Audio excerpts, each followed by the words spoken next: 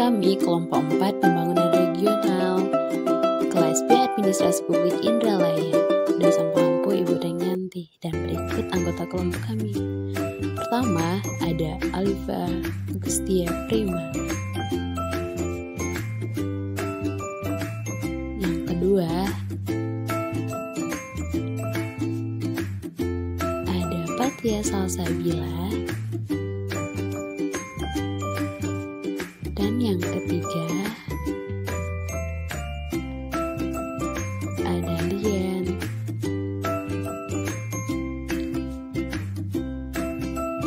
Yang keempat itu ada Satria Galela Putra.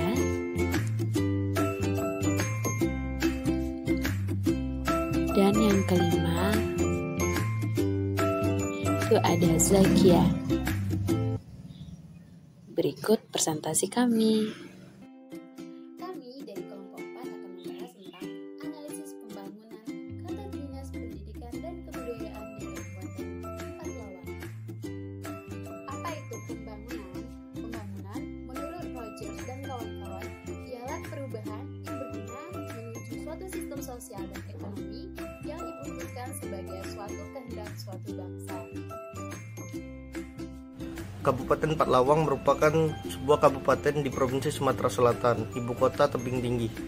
Pada hari ulang tahun ke-14, Kabupaten Empat-Lawang ini mendapatkan kado spesial berupa puluhan proyek pembangunan infrastruktur, mulai dari pembangunan jalan, jembatan, gedung pendidikan, normalisasi sungai, hingga pembangunan non-fisik seperti internet desa. Namun, sangat disayangkan, nyatanya pembangunan di Kabupaten Empat-Lawang ini banyak yang mengalami keterbengkalaian begitu saja. Salah satunya ialah satu unit bangunan kantor milik pemerintah kabupaten atau Pemkab, seperti yang ada pada gambar di samping. Bangunan ini merupakan kantor bekas dinas pendidikan.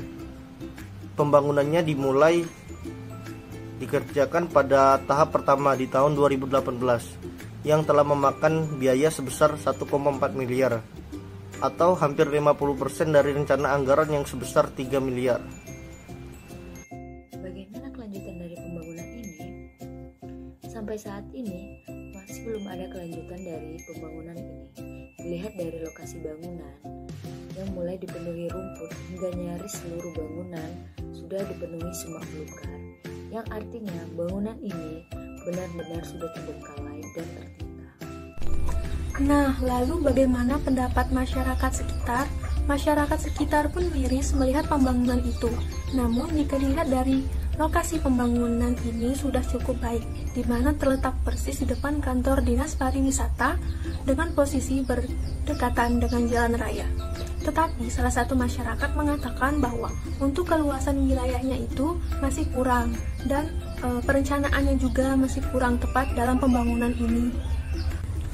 Dan dapat disimpulkan bahwa penyebab utama terbengkalaian atau mangkraknya pembangunan ini ialah diakibatkan perencanaan yang belum tepat dan rinci. Sedangkan perencanaan merupakan suatu elemen yang sangat penting sebelum memulai suatu pembangunan, karena tanpa adanya perencanaan yang matang bisa berujung kegagalan dalam pembangunan untuk kedepannya. Baiklah, selanjutnya yaitu bagaimana solusi dalam perencanaan. Yang pertama yaitu mereview menyeluruh kinerja pembangunan daerah periode sebelumnya. Yang kedua, merumuskan capaian kerja kinerja penyelenggaraan urusan wajib pilihan pemerintah daerah masa kini. Yang ketiga, merumuskan peluang dan tantangan yang memengaruhi capaian sasaran pembangunan daerah. Yang keempat, merumuskan tujuan, strategi, dan kebijakan pembangunan daerah. Dan yang kelima, adanya transparansi dan akuntabilitas dalam proses perencanaan serta melibatkan media massa. Nah, selanjutnya bagaimana solusi pemindahan? Solusi yang dipilih ialah pemindahan ke lokasi yang lebih luas dan strategis. Dan lokasi yang dipilih ialah Jalan Trans Sumatera Lahat Lubuk Linggau, Tanjung Kupang, Kecamatan Tebing Tinggi. Lokasi dikatakan strategis karena berdekatan dengan Dinas Kesehatan, BPS Kabupaten, DPRD, serta Kejaksaan Negeri Tebing Tinggi. Sehingga dengan lokasi ini akan membuat masyarakat lebih mudah apabila ada kepentingan di antara beberapa kantor tersebut tanpa harus menempuh jarak yang jauh. Fungsi yang ditawarkan kedua adalah alih-fungsi. Bagaimana dengan alih-fungsi? Alih-fungsi adalah perubahan fungsi sebagian atau seluruh lokasi bangunan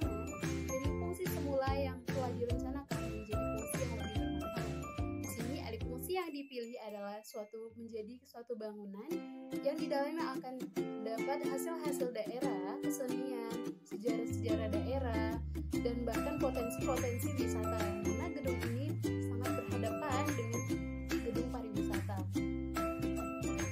Dan tentunya ini akan membuat sesuatu yang bermanfaat untuk anak-anak belajar